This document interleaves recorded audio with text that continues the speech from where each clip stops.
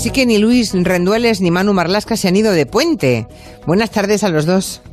Hola, buenas tardes. ¿Y Manu? Hola, ¿qué tal? Buenas tardes. Ahora sí que te escuchamos, Manu, no os oía. No os oía yo a vosotros, eso es. Vale, pues ya está, todo resuelto. Por cierto, antes de que nos metamos en el tema de John Lennon y de ese crimen que hoy cumple 40 años, ¿qué sabemos de Jonathan y Miguel Ángel? Los hermanos Muñiz, ¿no? Recuerden que está todo Madrid un poco en vilo por la fuga de estos dos hermanos, los hermanos Muñiz. Estaban en la cárcel de Valdemoro y la verdad es que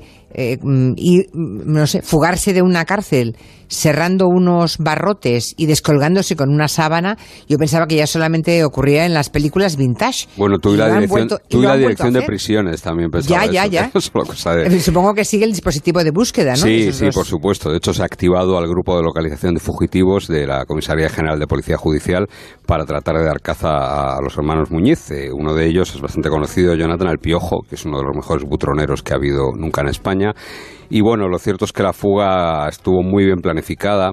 Contaron con una especie de señuelo, que fue un tercer fugado que distrajo la atención de los servicios de seguridad de la prisión, mientras tanto los hermanos Muñiz se escapaban, ¿no? Es la primera fuga desde que se abrió la cárcel de Valdemoro hace ya casi 30 años y es de las poquísimas fugas que hay ahora mismo en las prisiones españolas. Desde que se construyeron hace 35 años, bajo el mismo esquema además y con la misma estructura, Soto del Real, Valdemoro, Extremeras, ese tipo de prisiones, es muy complicado fugarse y la verdad es que...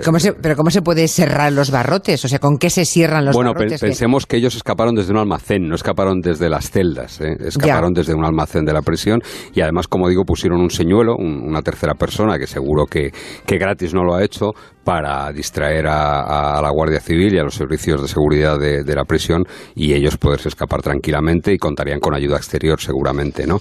Bueno, yo estoy convencido y hablo sabiendo algo que no van a tardar mucho en caer, desde luego, porque Muñiz, los hermanos Muñiz se han movido siempre dentro del mismo círculo al que tarde o temprano acabarán recurriendo.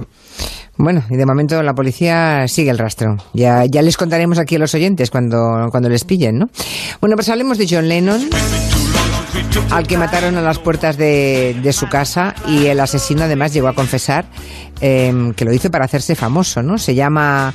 porque está vivo, recordemos, vive todavía y está en la cárcel, ni siquiera es muy mayor, Mark David Chapman.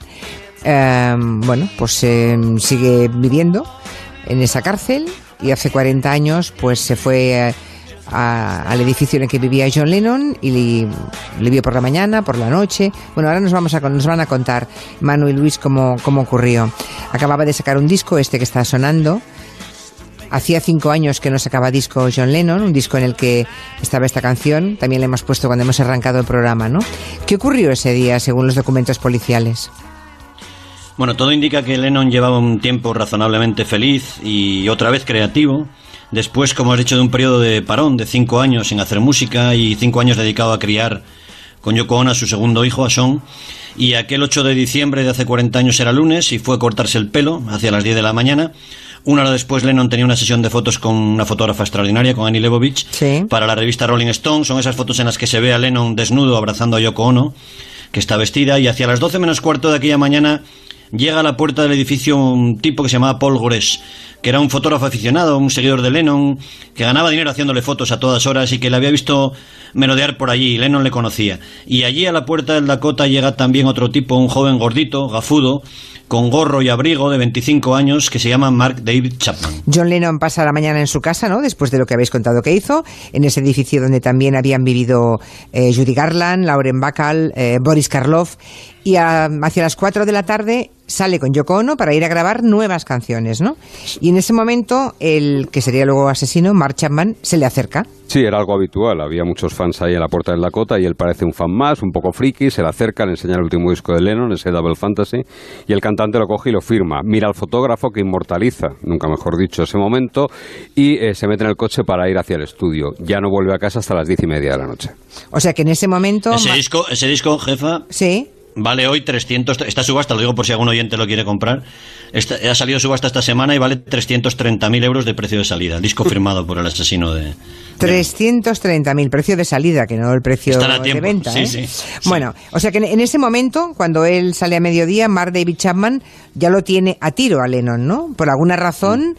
o aún no lo ha decidido o piensa que no es el momento de matarle, porque 6 horas después, ya cuando es de noche, Chapman sigue allí, en el mismo lugar, en la misma calle, con su disco, cuando Lennon regresa y pasa otra vez por delante de él, 6 horas más tarde, eso sí. Sí, esa vez ya Lennon ni siquiera le ve. Baja de una limusina que le trae con Yoko Ono del estudio de grabación y ni le ve. Se pone a caminar en dirección hacia la puerta del edificio. Chapman le llama en voz alta, Mr. Lennon, y dispara 5 veces contra él un revólver del 38. El Beatle cae herido de muerte. Avisan a la policía y Chapman se sienta tranquilamente en el suelo y saca un libro, se pone a leer un ejemplar de un libro, su libro favorito, El guardián entre el centeno, de J.D. Salinger, y hace tiempo hasta que llegan los policías y lo detienen. Luego, mientras él se niega a hablar con ellos en principio, los policías le quitan el libro, lo abren y ven que dentro el asesino de Lennon había escrito: "Esta es mi declaración". Y la policía, supongo que a partir de ese momento reconstruye toda la vida del asesino de Chapman hasta el último segundo, o sea, hasta ese momento en que tirotea a John Lennon, ¿no? Sí, es un chaval que tiene 25 años, criado en un suburbio de Atlanta, que luego diría a los psiquiatras que su padre, un militar, era un maltratador y que abusaba de él cuando era pequeño. Lo primero parece probado, de lo segundo no hay ninguna evidencia, y el caso es que fue un niño difícil, que con 14 años consumía drogas, de las que antes se llamaban blandas, y se saltaba las clases. Hasta que a los 16 años vio a Dios y se convirtió en un cristiano renacido. Colaboraba como jefe de campamentos, como monitor de chicos católicos, que le llamaban Nemo. Se graduó en Colombia y se mudó a Chicago, donde siguió frecuentando iglesias, locales nocturnos cristianos, tocaba la guitarra en esas ceremonias religiosas, incluso trabajaba ayudando a refugiados de Vietnam. Por entonces, pues en aquella época lo que todos los vecinos y allegados definirían como un buen chico, un chico excelente. Sí, ¿no? por supuesto que sí. Claro. Ya empezó a leer El guardián entre el centeno, la obra de Salinger, y se empezó a obsesionar con el protagonista, con Holden Caulfield, ese adolescente turbulento, inseguro, inadaptado, que también está escrito y que también está descrito por Salinger. Por cierto, que 3 años antes de asesinar a John Lennon, Chapman intenta suicidarse, ¿no? Tenía, cuando lo intentó, 22 años, ¿no? Sí, en aquellos días había dejado a su novia, había dejado también los estudios, había hecho un cursillo para ser vigilante de seguridad, por lo que desde entonces ya podía tener un arma legalmente en muchos estados de su país. Y en ese año, en 1977, intenta suicidarse, se mete en el coche, inhala el monóxido de carbono del tubo de escape que había tapado, pero fracasó. Lo ingresan en un tiempo en un hospital psiquiátrico y parece que se va recuperando, se queda incluso, vuelve a ser ese buen chico que tú decías, sí. Se queda colaborando en el hospital psiquiátrico y toca canciones para algunos de los enfermos, de los internos. Y después de ver la película de La Vuelta al Mundo en 80 días, decide hacer lo mismo y casi con el mismo recorrido, ¿verdad?, que la novela de Julio Verne. Sí, y conoce además a un agente de viajes, a Gloria, con la que se casa en 1979. Los dos se van a Hawái a vivir y allí algo se tuerce porque tras un incidente con una enfermera le echan, le despiden del hospital psiquiátrico donde colaboraba. Logra un trabajo como guardia de seguridad y empieza a beber alcohol. En el año 80, en el mes de septiembre, escribe a una amiga llamada Linda una carta en la que dice: "Me estoy volviendo loco", y firma como el guardián entre el centeno. Madre mía. Y en octubre de 1980 ya está en Nueva York y ya está allí pensando en asesinar a John Lennon. Sí, 2 meses antes ya va y viene de Nueva York varias veces, regresa otra vez en noviembre, una tarde de noviembre va a un cine en Nueva York, ve una película hecha por Robert Redford, se llamaba Gente Corriente, mucha gente se acordará, una película dura sobre una familia en la que un hijo ha muerto, un accidente, el otro ha intentado suicidarse porque no puede superar la culpa.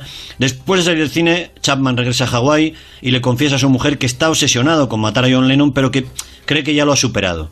Incluso fija una cita con un psicólogo para buscar ayuda y, sin embargo, el 6 de diciembre, 2 días antes, coge de nuevo un avión a Nueva York. A la llegada se aloja en el Hotel Sheraton, deja su cuarto ordenado el día 8 y sale hacia la casa, hacia el edificio Dakota, a la casa de John Lennon. O sea que no lo tenía superado, aunque lo había dicho a sus allegados, a sus íntimos.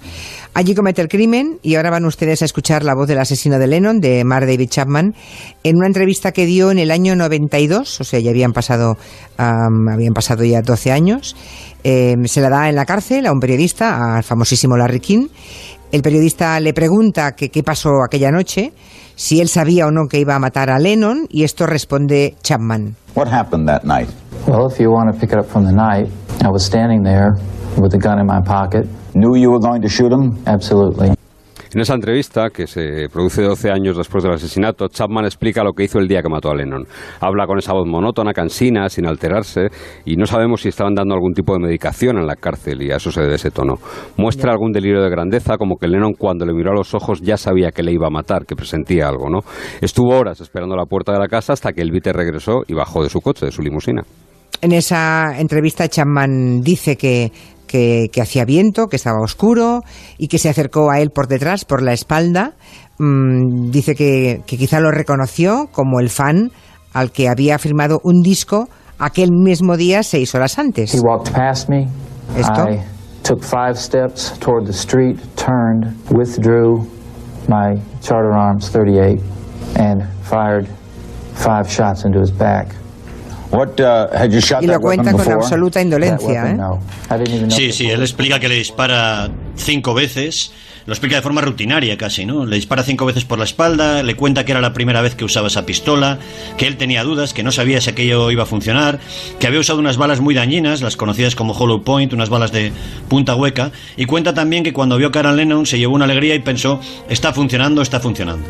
Esa misma noche John Lennon muere y Mark David Chapman, pues desde entonces está en la cárcel, hace hoy 40 años. Fue condenado a cadena perpetua, lo que no sé si podrá salir algún día o no en libertad. Sí, Chapman a la cadena perpetua, ¿sí? Tiene 65 años, sigue encarcelado, ahora en una prisión en Buffalo, en el estado de Nueva York, y está condenado a una especie de prisión permanente revisable, y desde que cumplió 20 años de condena, es decir, hace 20, tiene esa posibilidad de salir. Una vez cada 2 años puede pedir la libertad condicional y un tribunal revisa su situación después de oírle a él y, ojo, también oír a la mujer de la víctima, Yoko Ono. Esto ha ocurrido ya 11 veces en los últimos tiempos y la última hace bien poco, el pasado mes de agosto. Este mes de agosto otra vez fue Yoko Ono. Bueno, en esa vista por su libertad, Chapman dijo, quizá es la primera vez que lo ha dicho con tanta claridad, ¿verdad?, que él mató a John Lennon para hacerse famoso, ¿no?, porque quería alcanzar la gloria. Sí, además Chapman pidió perdón claramente a Yoko Ono y explicó con mucha claridad, como dices, los motivos del crimen en una grabación que se había realizado en la cárcel de Wend, donde lleva ya 8 años. Él dice que tenía una lista de personajes famosos, entre ellos la actriz Elizabeth Taylor y el cantante Johnny Carson, y eligió a Lennon, que era el primero de la lista, y lo dice así porque era muy, muy, muy famoso, y yo estaba buscando mucho la gloria para mí. Qué horror. Fue un acto extremadamente egoísta, lo siento mucho por el dolor que le causé a ella, se refiere a Yoko Ono, que otra vez más no ha vuelto a perdonar, no ha perdonado al asesino de su marido. O sea, le preguntaron en agosto y Yoko Ono dijo que no lo perdonaba, ¿no? Eso es así. No. Bueno, Chapman dice que piensa que su crimen está en su cabeza, que piensa en ese crimen constantemente desde hace 40 años, y él mismo ha dicho que se merece quedarse en prisión hasta que se muera. Él mismo lo ha dicho, ¿no? Eso es, la Junta de la Prisión escuchó la grabación, el testimonio de Yoko Ono y los informes de la cárcel, donde Chapman tiene un comportamiento modélico, intachable. Ha vuelto a ser un cristiano, fervoroso, lo mismo que su esposa, con la que sigue manteniendo relación. Pese a todo, los responsables de la cárcel decidieron mantenerlo preso al menos 2 años más, hasta el verano del año 2022, cuando revisarán de nuevo su caso, porque creen que el asesino de Lennon podría ser un peligro para el bienestar de la sociedad. Claro, es una decisión muy delicada, ¿no? O sea, tenemos una víctima que ha conseguido ser, una víctima famosa, John Lennon, un asesino que también se ha hecho famoso, porque ¿quién no conoce hoy el nombre de Chapman, no? Todos sabemos quién asesinó a John Lennon. Y curiosamente, la muerte del ex Beatle desató también teorías conspiranoicas, ¿no? Se dijo de todo, de quién y por qué le habían asesinado. Sí, hay muchos libros, como casi todas las buenas teorías más o menos conspiranoicas, se basan en media verdad o en media verdad distorsionada, ¿no? En este caso las vigilancias, un verdadero espionaje, casi una obsesión que el FBI había estado sometiendo a John Lennon desde que se había ido a Estados Unidos a vivir, ¿no? Sobre todo, se basaron en que el FBI se había negado durante 25 años a entregar esos archivos de vigilancias a John Lennon a todos los investigadores que lo habían pedido, lo que dio pie a todo tipo de rumores, como hay un libro que Chapman había sido un agente del gobierno de Estados Unidos al que le habían lavado el cerebro para que matara a John Lennon, que sobre todo en los años 70 fue, y eso es cierto, un inquieto, un errático activista de todo tipo de movimientos de izquierdas, algunos pacifistas y otros un poquito más discutibles. Hombre, que desde luego era un hombre muy de izquierdas, John Lennon, y que seguramente que el gobierno americano le puso bajo vigilancia, probablemente, ¿no?, por la capacidad de influencia que tenía. Ahora, montarse esta teoría. El caso es que 25 años después de mucha batalla legal, al final abren los archivos del FBI sobre John Lennon y la verdad es que no había nada significativo, ¿no? Eran bastante prosaicos. Sí, los más de 300 archivos de espionaje a John Lennon, algunos pueden consultarse todavía, ahora por internet, como el FBI Lennon Files. Muestran la obsesión de Edward Hoover y los suyos por John Lennon, entonces lo que ellos consideran un peligroso izquierdista que se había instalado en Estados Unidos en el año 71, después de que los Beatles se separasen definitivamente. Sí. Algunos de esos papeles, de esos documentos del FBI parecen realmente trabajos de becarios, de estudiantes, de malos becarios, de malos estudiantes a espía, ¿no? Por ejemplo, dicen la letra de una canción que va a cantar Lennon en un acto pacifista, donaciones que el cantante había hecho a todo tipo de organizaciones, entre las que había también muchos aprovechados que se le arrimaban para sacarle dinero con cualquier excusa, ¿no? Lo cierto es que Nixon no quería a Lennon en Estados Unidos, no lo quiso, y tardó 3 años Lennon de batallas legales en conseguir un permiso para vivir allí. Hombre, parece otro mundo, ¿no? Es verdad que era otro siglo, pero tampoco hace tantísimo tiempo. Fue un momento en que se quemaron discos de los Beatles en Estados Unidos, se prohibió poner aquella música. Y no solamente allí, no solamente fue en USA. No, en España. En otros países, en España. En España, por ejemplo, en el año 66, claro. Hombre, ya el nombre de la radio dice mucho, Radio Requeté de Navarra prohibió emitir canciones de los Beatles que habían actuado un año antes, recordemos, en Madrid y en Barcelona. Pese a todas las polémicas, Lennon decía que le gustaba pensar que a él y a su mujer, a Yoko Ono, no los tomaban muy en serio, que veían sus actos pacifistas como los de Laurel y Hardy, el gordo y el flaco. Lo prefería así porque dijo una vez: a toda la gente que toman en serio, como Gandhi, Kennedy y Luther King, les pegan un tiro. La verdad es que John Lennon sí que pasó la historia, mientras que su asesino pues tiene solamente un pie de página en la historia negra, aunque dice un oyente en Twitter que lo mejor es nunca dar su nombre, porque él dijo una vez que siempre que se mencionase a John Lennon se diría su nombre y que por eso le mató. Y dice Fran Alonso, mejor decir el asesino y punto. Bueno. Pues es cierto, lo dijo así, lo hizo por eso, ¿eh? Sí. Si tuviéramos que escribir una biografía negra de John Winston Lennon, se podría decir, si no hubiese sido un genio, que su vida fue la historia de entre dos tragedias, ¿no? La pérdida de su madre, Julia, que no supo ni pudo criarlo y que finalmente murió atropellada cuando él tenía 17 años, y su propio asesinato cuando Lennon tenía 40, ¿no? Pero en ese trayecto Lennon hizo historia y dejó muchas obras memorables. Una de ellas, esa canción que le dedicó a su otra tragedia, a su madre muerta, y que se llamó así, Julia. Julia, como su madre. But I say it just to reach you, Julia, Julia, Julia. Julia, la canción que compuso Lennon para su madre, a la que perdió cuando era apenas un adolescente. Manu y Luis, hasta la semana que viene, un beso. Hasta la semana que viene. Adiós.